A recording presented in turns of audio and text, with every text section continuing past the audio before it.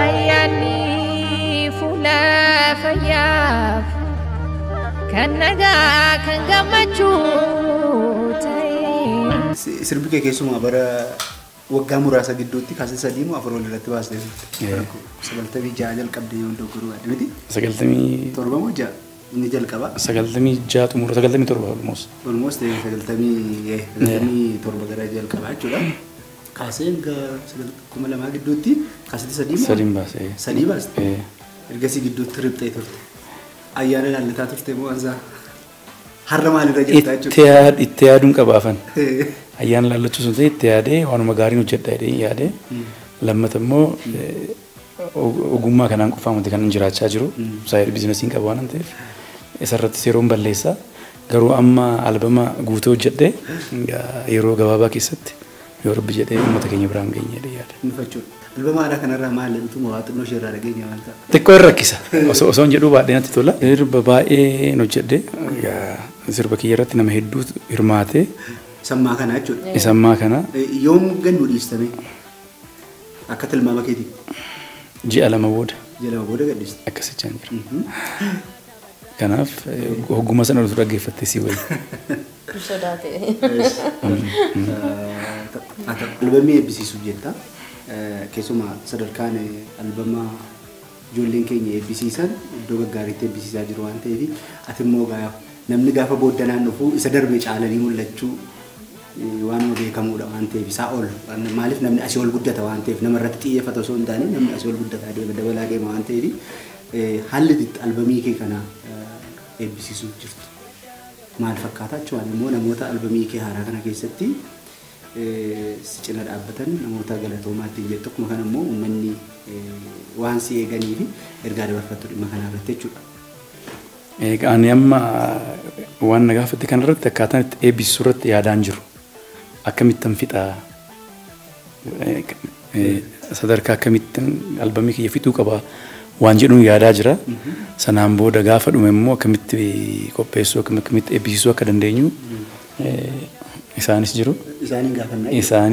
Isaanis hojiin mari'annee egaa tulisti ani akka koottan godha gaan beeku sagantaa irratti yaadee koree wayii dhaabne akkamitti gochuu qabna jechuudhaaf amma haasa'uu hin danda'u akkaataa eebbasaa garuu waan irraa eegamu maalni akkamitti sadarkaa akkamittiin albama kana fixuu qaba istaandaardii isaa eeguu kanaan duras akka beekamutti baandii maannoo albamni kee gaafa hojjedhu yeroo baay'ee irratti cinqameen hojjedha istaandaardiin isaa akka gadi hin buune Ali Birraa Dr. Ali Birraan beektaa sadarkaa muuziqaa Oromoo istaandaardii wayii kaasee kilaasii wayii uumeera nachirra waan kaa'isanii gadi bu'uun qabu at least isa birarlee gahuu dadhabne jalatti akka kalaa'u akkasitti yaadaa jirra.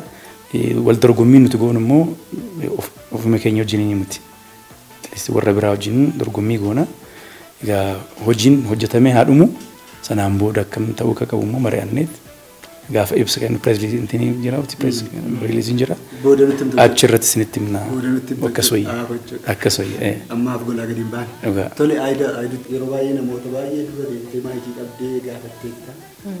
Yaada isaanii waan barbaadde qorattee maafteetta.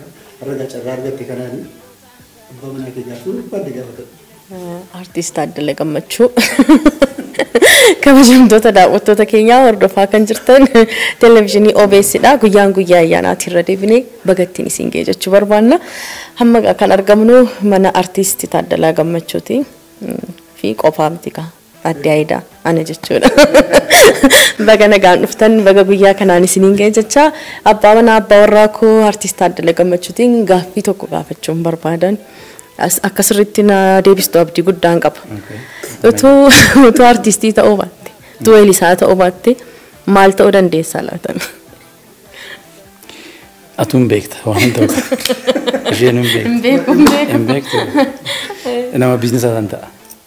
Nama biizinesii dalagu. Biizinesii adda addaa ta'uu danda'a. Nama biizinesaa san ta'a. Biizinesaa irratti cimaadha. Kanaaf hin beektanaan jedha. Sanan ta'edha yaada. Gaafatamuu gaafachuu wayyaa. Gaafatamuu wayyaa. Tokko hin gahu. Inni garuu gaaffii si qopheessaa jira. Si gaafachuuf jedha. Anuma. Tana gaafatee rakkoo qabu. Si gaafachuuf jedha. Ani gaaffii. Anumatu didaa jira malee. Ani hin qabu gaaffii. Waan baay'ee nan beekachuun nama gaaffii maa jechuun nama wajjin jiraattu akka haaraatti gaafachuun sitti ulfaata. Maaltu si gammachiisa? Kaayyoon kee maalidha? maal jaallatta maal jibbita kana itti gaafachuun wajjin ol ta'an ta'eef sitti ulfaachuu danda'a si galee kaachuun waan maccitii ta'e waan kanaan dura natti hin himne yoo jiraate jireenya isaatti waan na dhokse yoo jiraate natti himu malee isa fuullee jiru hunduma isaanan beeka kanaaf gaafachuun natti ulfaati. Waa'ee albama isaa fixxee sila. Akkuma inni jedhetti istaandardii albamii istaandardii isaa eeggateetu hojjetamaa jira. Yeroo baay'ee gulaaltuu cimtuudha. Sirbuu baadhus yeedalloos walaloos sirriitti nan dhaggeeffadha waan ta'eef isa kanaan dura hojjetameerraa baay'ee jijjiirama guddaa qaba jedhee yaada. Albama bareedaadha. Namoota baay'eetu irratti hirmaatee walaloodhaanis yeedalloodhaanis akkasumas immoo warri muuziqaa qindeessan illee ogeessota ciccimoodha sadarkaa biyyattuu kan beekaman jechuudha. Kanaan albama istaandardii isaa eeggateetu dhufaa jira jedhee yaada. Eebbisaas immoo sadarkaama ummaticha kan eeggate sadarkaa istaandardii Oromoo kan guuttachuu danda'u bakka guddaatti bakka namoonni baay'een hayyoonni gaggeessitoonni gurguddoon bakka argamanitti bifa bareedaa ta'een hin eebbifamaa jedhee yaada. Ammasitti egaa koreenis hundaa'ee gara fuulduraaf hojii baay'eetu hojjetama. Nu eegaatuma jenna kamaal jenna. Hojii akkasii hojjechuutti taate namni ogeessi gaazexeessaa guyyaa ayyaana waggaa maatii isaa wajjin dabarsuu irratti hanqinoonni garaagaraa jiru. Maaliif sababa hojii sanaatiin wal qabate jechuudha. Ati immoo ergi maatii qabaatte keessumaa inni si hubatu illee si hubachuu danda'a daa'imni garuu nu hubachuu dhiisuu danda'u. Jireenya manaa fi ogummaa gaazexeessummaa keessumaa guyyaa ayyaanaa wal qabate. Nulfaata baay'ee hojiin keenya yeroo baay'ee akkuma tu'etteetti ayyaana irrattidha. Amma fakkeenyaaf yeroo Adaamaa OBN hin hojjetaa ture. Jala bultii faa guyyaa ayyaana achitti hojjenna Adaamaa galma abbaa gadaatti. Bulee isaatti ayyaana achi bultee dhufuudhaaf gaafa ayyaana karaa irratti oofaa ooluudha si galeera. Halkan hojii fixadhee halkaniin deemaan bulan ture. Mana koo dhufee manatti immoo waan baay'eetu eegaa waan ta'eef akkasitti kabajaan ture. Ulfaataadha baay'ee hojii keenya wajjiniin xinnoon hin cima. Mee maatii keessanii wal barsiisa. Ijoollee keessanii jechuudha. Ijoollee sadii qabna. Naayilu kootta feenu.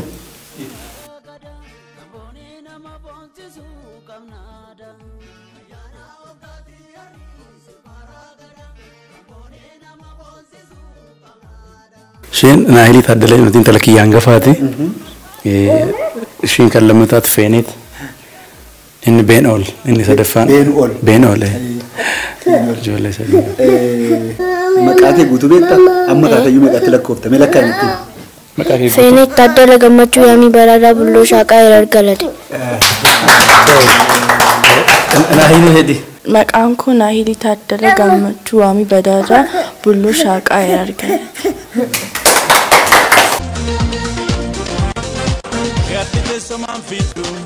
Adunya tanarra Yorisu to yate Nida bartisira Gatite soman fitu Adunya tanarra Yorisu to yate Nida bartisira Kuya kuya Yero kuya Ganda ninkadisi Kaporwa Yaita Ibashalan sisi Kuya kuya Yero kuya Ganda ninkadisi Kaporwa Yaita Ibashalan sisi Amma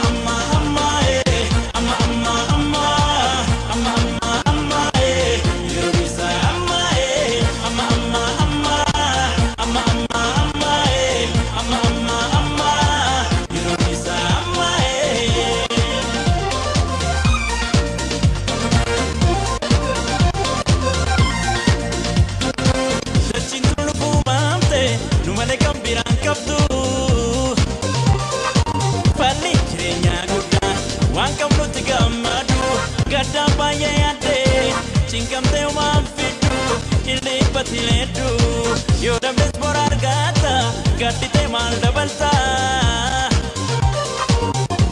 Yo si tamate, opsuman dabaltite, akas malento, wana dunya kana, jirenyi barana, atapanu bashanana, balikana, melamiku bashanana, atunya nakana. Muhammad Jalala, harramana Welisa Taaddalee Gammachuu fi gaazexeessituu Ayidaa Kabbadeetti argamnee jirra. Guyyaan irraa guyyaa ayyaanaati. Guyyaa ayyaanaa kanatti egaa isinis hawaasa naannoo taatanii hiriyoota isaa taatanii affeeramtanii jirtu. Jireenya hawaasummaa akkasii jiraachuun akkamittiin ilaalta kan jedhu irraa kaasa. Taatee jechuun waan hundumaanuu alli isaa manni isaa namni isaatis guutuudha. Akkuma alli isaa manni isaa namni isaatis guutuudha yoo hiriyaa kootiis obboleessa kooti akka Oromummaattis akka ogummaa hojii artii kanatti illee hedduu walitti dhiyaannaan waliin hojjennee irraa isa fullee waliin hojjechuudhaafis karoorfannee karoora qabna. Dursee gaa Oromoo waa eebbifataa warra guutuu haa ta'anii warra mijuu haa ta'aniin jedha. Hedduu Taaddee jechuun nama ejjennoo qabuudha. Eenyummaa isaa irratti mudannuuleen silaa yeroo qabaanne ani asirratti dubbachuu hin jira ture. Yerootu nurraa gabaabbata malee. Maaliif eenyummaa isaa nama hin gurgurre, lammummaa isaa nama hin jijjiirre, nama hin tuffanne, nama maal hin jenne ogummaa ijoollee teenyaaf nama dhukkubuudha baay'ee. Irra guddaa Taaddeen nama kophaa deemuudha. Maaliif kophaa deema seete nama hamachuun jaalatu. Akka ijoolleen teenya iddoo garaagaraatti wal gabbuusnu kan wal gabbuusuun ayyamoo hedduu ejjennoonni qabu annaa tola akka kootiitti. Anaaf ammoo walii malla waa humnaa waa gaafa waa humnullee amma fakkeenyaaf akka lammiif waan jiru fa'a aadaa isaati. Isaatu naa dhiyeessee yaada sana lammiif gaachaneessa jedhu sana. Galatoomaa illee dhabnu akkumaan tana dura miidiyaa adda addaa irra kaasaa ture hedduu nama sabaaf quuqamu nama warra fakkeessaatiif warra akka isaatti wajjin naman oolleedha Taaddeen.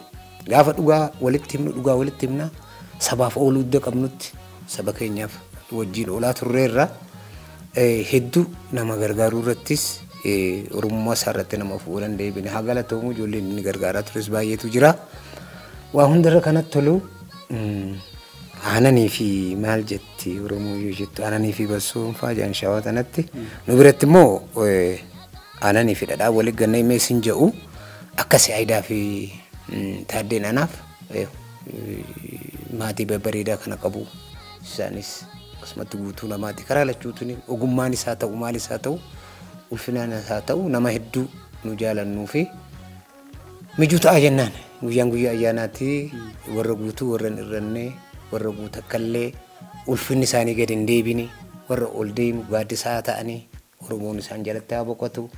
Ayyaana guutuu ayyaana mijoo ta'u jennaa horaa badhaadhaa. Egaan kabajamtoota daawwattoota keenyaa amma kan nuti argamaa jirru mana weellisaa Taaddalee Gammachuu fi gaazexeessituu Ayidaa Kabbadeetti jechuudha.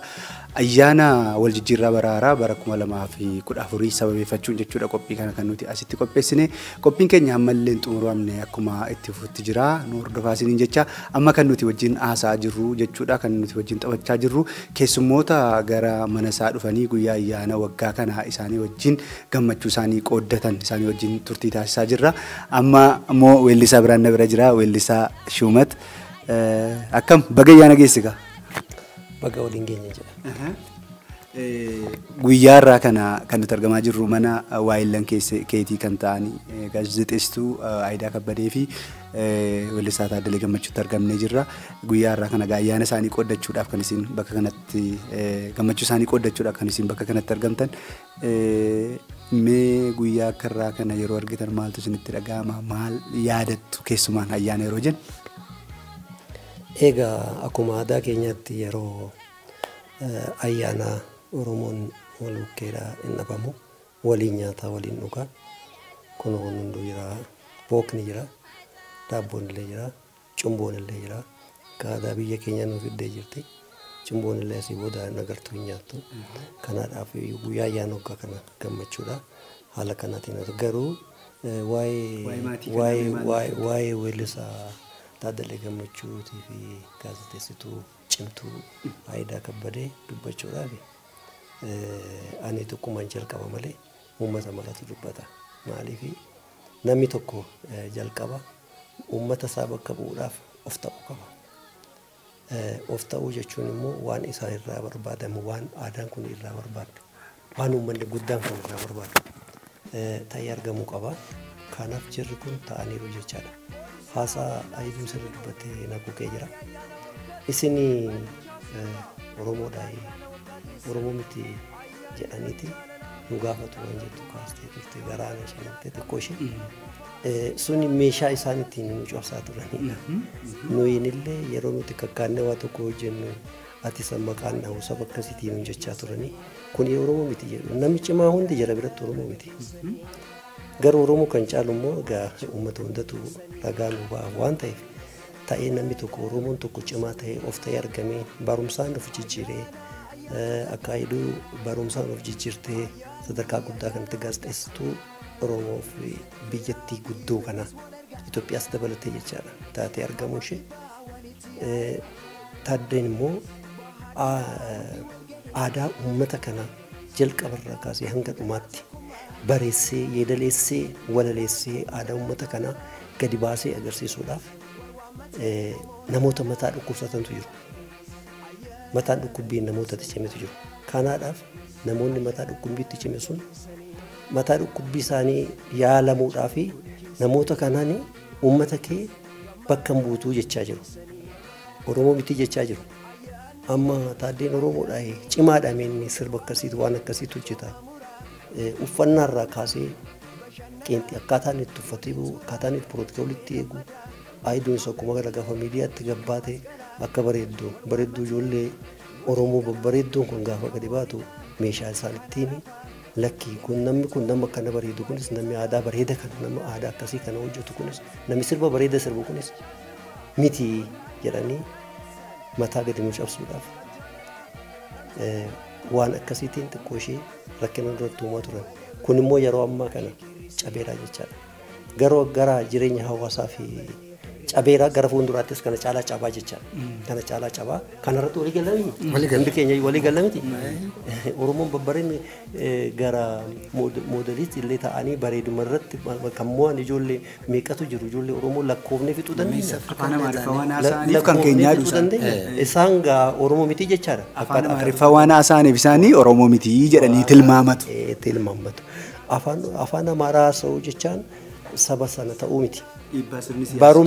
Barumsa meeshaatti hin taja afaan qooqa afaan tokko afaan baay'ee dubbachuu jechaan akka qabeenyaatti fudhannaa qooqa kana danda'uu jechaan qabeenyaa naannaa kamirra jirtu fayyadamuudha nama walii galuudha guddinaaf waliin hojjechuudha kan kanaadhaaf fayyada malee namni tokko afaan Oromoo dubbateedhaaf hundi Oromoo jechuu hin dandeenyu afaan Amaaraas afaan Uraagees afaan Silxees waa fedhe ta'u dubbateedhaaf namni sun sana jechuu hin dandeenyu kanaadhaaf keessattuu immoo kan itti gammadu innis afaan Oromootiin sirba afaan Oromoo kana uummata guddaa kanatti gadi baasee ittiin jaallatamuusaa baay'een itti gammada.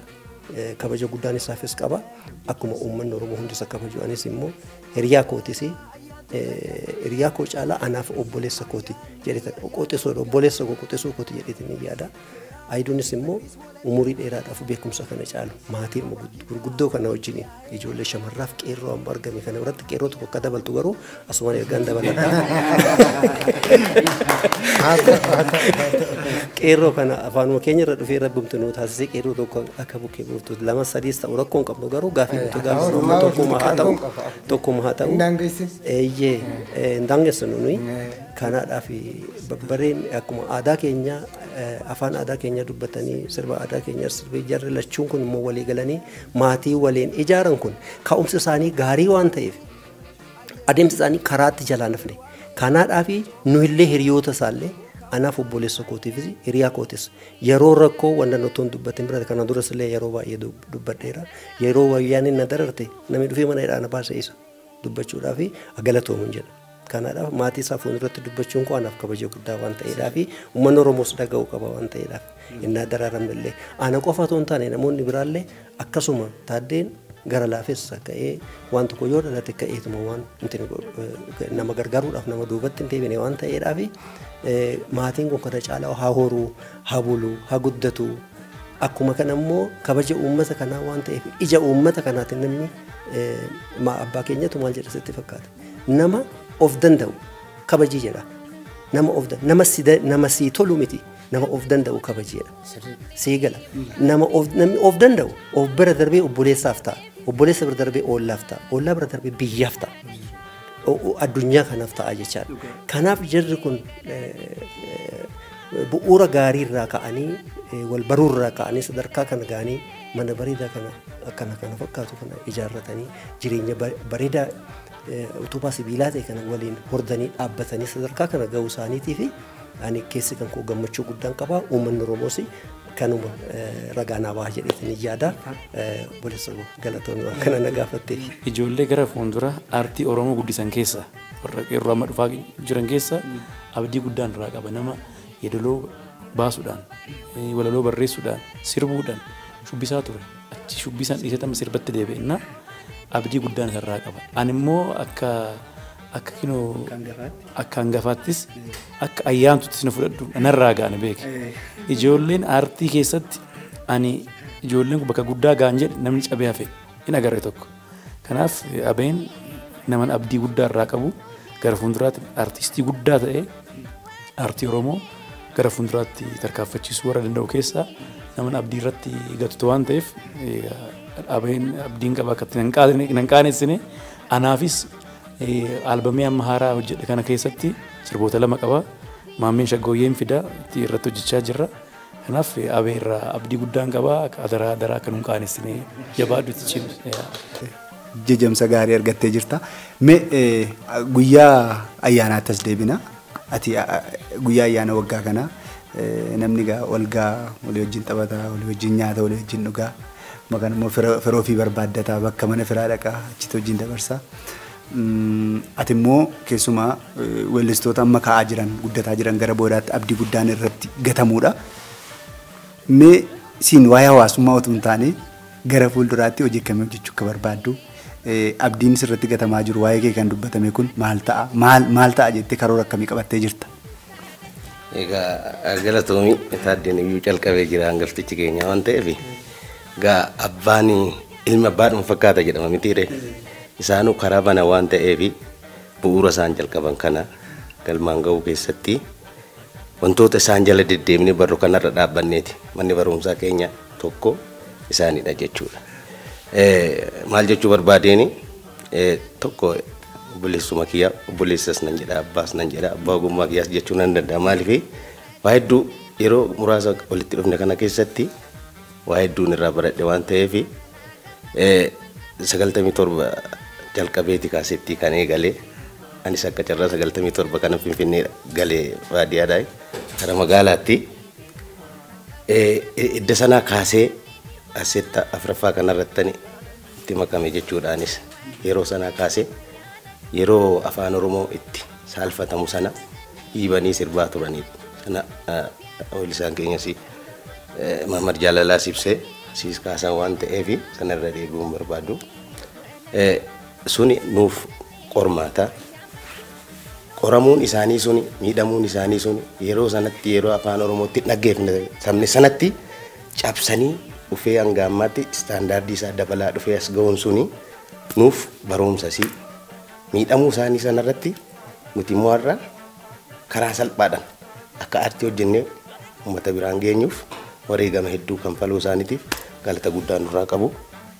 Akkuma gataa addeen asiin jajjabeesse kana anis hin qaanessu rabbii irra nu aansu atis nu bukkee jirta jajjabeessitu waan ta'eef hin jabaannaa yoo rabbi gaa irra nu aansee umurii nuu kenne hojjennee bakka guddaan gaa jedhee yaadaan. Sirboota kee keessaas ta'u kan namaas ta'u dhagahuu barbaanna. Egaa hanga ammaatti naan hawaasa biraan ga'e sirba 2 hawaasa biraan ga'e oodiyoon isin jiru garuu ammas dhaggeeffatamne garuu sirba dhiyeenya kana wayii jedhu gadhiiseen tureeyyuu gaa miidiyaa irra isin jira waan ta'eef jedhisoo itti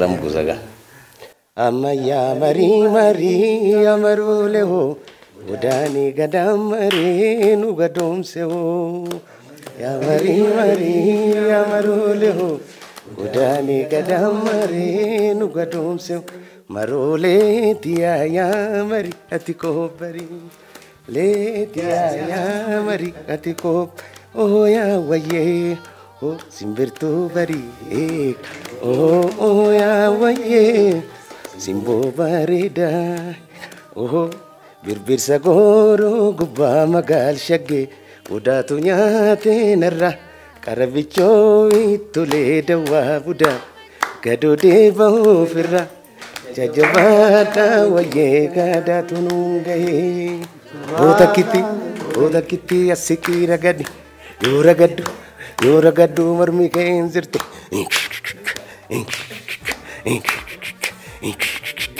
kunoo weellistooti hedduun isaanii ijoolleen jalaan ka'aa jiran guddataa jiran harka nu qabdeetta harka nu qabaa jira jedhu iddoo garaagaraattis hojiiti hojjette waan argame muraasarraa kaasne namoota aartii Oromoo guddisaa jiran keessaa warri dudduuba jiranis akka ba'anii of danda'aniif gama deeggarsa maallaqaatis namoota deeggaraa turteetta gara boodaatti aartiin Oromoo kun guddatee akkuma kan warra kaanii ulaagaa warri kaan irra gaan biyyoota guddatan irra gaan akka ga'uu fi ati gahee keetiin mee dhaloota kana maal gorsitaa maalimmoo gumaachitaa kan jedhu. Egaa gumaachi ani qabu aartii ogummaa kiyyaan waan irraa eegamu nan godha. Akkuma duratti kaastee warri jalaa ufummoo gargaarsanis yaadanis miqaalii waan dandeessuun deeggaruudhaan akka aadaan keenya cimu gochuu barbaachisaadha. Biyyi aadaan qabne biyyaa miti. Fakkeenyaaf amma Ameerikaa fudhattee intarteementiin sadarkaa 5ffaarra ta'a. Galii guddaa biyyattiidhaaf fuudha. Olaantummaa Ameerikaa kan agarsiisan fiilmiidhaan agarte. Fiilmiin laalamee gaafa dhumu gaafa Ameerikaan mo'atamtu muti. Gaafa alaabaan Ameerikaa mirmiree olaantummaa isaanii aartiidhaan mul'isu. Naayijeeriyaa gaafa agartee aadaa isaanii waa'ee qooqa isaanii naasoftu. Waa'ee muuziqaa isaanii taasiftu. Kanaaf aartiin biyya tokko ibsuudhaaf guddisuudhaaf mul'isuudhaaf gahee guddaa qaba. Kanaaf nuti waan nurraa eegamu cimnee hojjechuun nurraa akkuma jirutti ta'e warra dakaa dhufus warra kanaan dura hojjetee muu dadhabes gargaaruudhaan gahee keenya bahuun dirqama. Kun kana gochuun irraa galata argachuuf osoo hin ta'in dirqama namummaa fi of baruudha jedhee yaada. Bara nuti har'a tokko jennee jalqabne kun bara nagaa bara akka nu ta'uu fi walumaa gala hawwii fi mul'ata keessan gara fuulduraa gama hawaasummaan ta'uu danda'a gama aartiin ta'uu danda'a ni nuttaasa. Egaa biyyi gaafa nagaa ta'e guddinni jira biyya keenya rabbi nagaa haa godhu. Barri kun bara 2013 gaafa ilaaltu immoo hirruudha. Barri dhufu immoo guutuu waan ta'eef akkuma fuuldurri keenya guutuun barri guutuun dhufaa jiru kunti waan nuti yaadne hundi nu guutee kan milkaa'u akka nu ta'u hawwii kiyya ibsachuu barbaada. Maatii kiyya ispeeshaalii ijoollee kiyya gaafan yeroo isaan irraa fudhadhee ogummaa kanallee gaafan hojjedhu so nan rakkisin waan na danda'aniif ijoollee kiyyan galateeffadha isaan caalamu dhabanaa kiyya bakka hirruu kiyyallee guuttee waan na barbaachisu na bira dhaabbattee akkanaan yeroo fudhadhee waan gaarii hojjedhu. Wanta ishii dhageechisu hunda ishii bira darbuu kan qormaata guddaatti ta'u sirba sirbuu muti. Sirba san sirbee sirba bareeda dheedhee ishiin amma naa dabarsitu rakkadha. Yoo ishiin dabarsitee naaf akka uummata biratti akseptaansii guddaa argadhees kanaaf kanaan baay'een ishiin galateeffadha. Odoo ayduun koo jiraachuu baatte ishiin na bira jiraachuu baatte akkatti ulfaa'ee abbaa ijoollee abbaa warraa ta'ee jiraachuun rakkisaadha. Ogummaa kiyyaanis cimee hojii biraatiinis biizinsaanis kan cimee hojjedhu kan akkana rabbiin naa kenne kanaaf ayduutti yan galateeffadha. Barri dhufu barri haaraan hunduma keenyaaf kan guddinaan dhufaa ta'uu hawwiin qabu kana. Haaraatti maal karoorfattee jirtaadha kan naan jette. Fiilmii afaan Oromoo lamaan tokko piroodiis gochuun barbaada. Eekaa tokko miti sanuu lama maaliif naan hin jettu. Fiilmii afaan Oromoo isa jalqabaa jechuudha. Eelaa warra hojjetan keessaa ani ishee tokkodha. Yeroo fiilmii sana hojjennu gatii baay'ee kaffalleerra. Fiilmii sanarraa dhugaan sitti maal dumbilloo tokko iyyuu hin arganne. Qarshiidhaafis miti kan nuti hojjenne. Garuu yeroo sana waan baay'eetu nu mudataa ture. Bakka itti shaakalu. Dhabni amma burraayyuu dhaqnee shaakalaa turre. Lafatti waraabnu fa'aa mana namaa ayyamsiisuun. Chaalenjii baay'eetu jira fiilmii afaan Oromoo hojjechuu keessatti ispoonsarriinis hin jiru. Piroodaakshiniidhaan gatii ati kaffaltullee cimaadha. Amma immoo baay'ee dabalee jira gatiin piroodakshinii. Kanaaf namni waan kana hunda danda'e namni fiilmii hojjetu baay'ee deeggaramuu qaba jedhee yaada. Fiilmiin immoo akkuma inni dheetti sirbaan duwwaa miti yaa fiilmiidhaanis gama adda addaatiin aadaaniin ibsama waan ta'eef ituu fiilmiin Oromoo guddate baay'ee natti tola. Kanadha kaayyoon kun kan biraan jechuudha.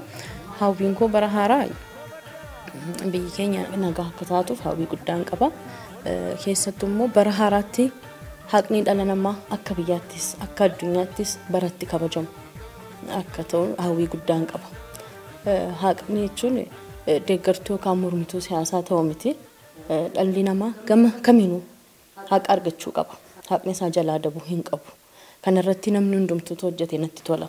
Isa du'eefis, isa rakkateefis, isa biyyaa beefis, isa hidhaa jiruufis haqni isaa akka ba'uuf namni hundumtuu akka dhaabbatu bira akka dhaabbatuun abdii guddaan qaba. Kana dhadhaamsikoonni kan biraan barri haaraa yaa'u kan jaalalaa, kan gammachuu, kan milkii akka nu ta'u hawwii guddaan qaba. Kan rakkatee biyyaa ba'e, kan godaanee jiru gara biyya isaatti kan baratti deebi'u, kan hidhaa jirus baratti hiikamu. Wanti hundumtuu guutuu baratti ta'u akka ta'uun hawwii guddaan qaba. Biyyi keenya biyyatti baratti guddattu akka ta'us abdii guddaan qaba. Kan biraan immoo warri OBS ayyaana kana wajjin kabajuudhaaf waan dhuftaniif baay'een isin galateeffadha. Hiriyoota godhaas wajjin hojjechaa turres hiriyootadha. Darbees immoo Maammar Jaalalaa Weellisaan Gafaatii Shumaati iddoo isaanis Abarraanis nu waliin kabajuudhaaf yeroo isaanii aarsaa godhanii mana keenyatti waan argamaniif baay'een isaan galateeffadha. Silaa nama baay'eetu dhufaa ture yaa'u. Jala geessee nutti himte waan ta'eef sagantaa kana caalu sagantaa bareedaa qopheessuu ni dandeenya turre. Biyya isaatu nu daangeesse galatoomaa jechuun barbaada. Anatu cufaa. Daabboon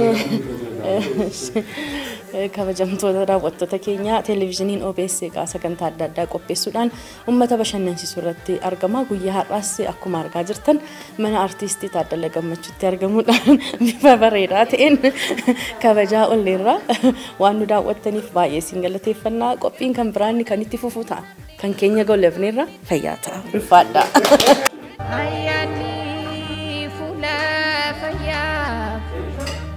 Kan nagaa kan gammachuu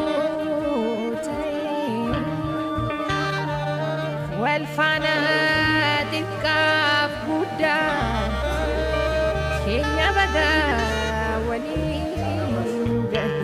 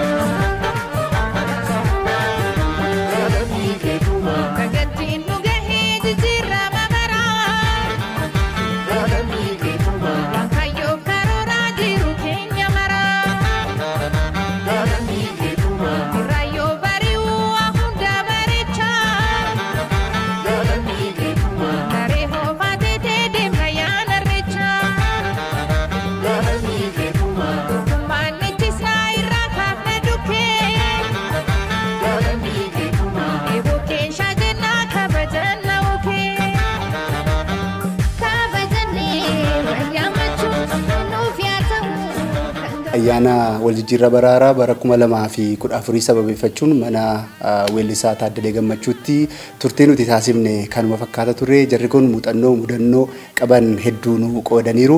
Waan hojjetan keessaa muraasa ayyaana kanaaf kan sababeeffanne muraasa irraa isin biraan geenyeerra. Egaa isinis mana keessan teessanii ayyaana kana ayyaaneffachaa waan nu daawwattaniif galanni keenya guddaadha isiniin jenna.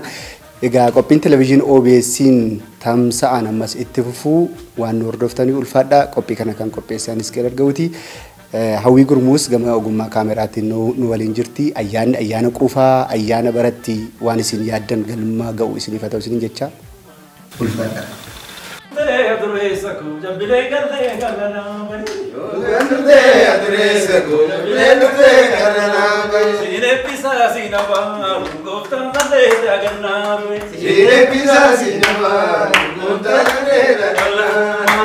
Awawashi, Malaya Sobeto, Awawashi, Kalesa Maljende, Awawashi, Raman Dupane, Awawashi, Kadala Miwaya, Awawashi, Kawaji Kudale, Awawashi, Agota Shawara, Awawashi. Awawashi. Rasi Kera. Awawashi. Nala Tarara. Awawashi. Kundi wal Mararam. Awawashi.